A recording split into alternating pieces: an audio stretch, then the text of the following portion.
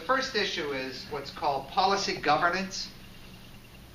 That seems to be a very interesting question from some people here.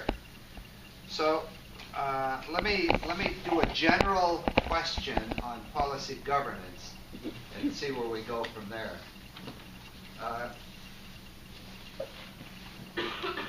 What is your current position on the use of policy governance by the DeForest Area School District? Anybody want to take that? Go ahead. 2 minutes. Yeah, okay. In February 2001, the district changed to policy governance, and off their website they'll say that they changed from overseeing the nuts and bolts of the district to having their entire focus on a much higher purpose. And what's that purpose? It's shaping and setting policy. Now that all sounds really great. Really great, because it's all pie in the sky policy. Get to think a lot of ethereal thoughts. The whole problem with it is that where the district touches you is in the nuts and bolts. When your high schooler isn't getting to school and is truant all the time, and you're getting calls from the principal, that's the nuts and bolts.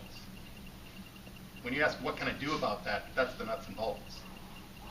When you ask, what can the district do about that, nuts and bolts.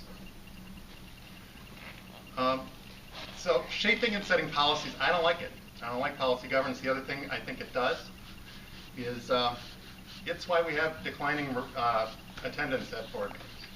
I'll come right out and say that. And here's the reason.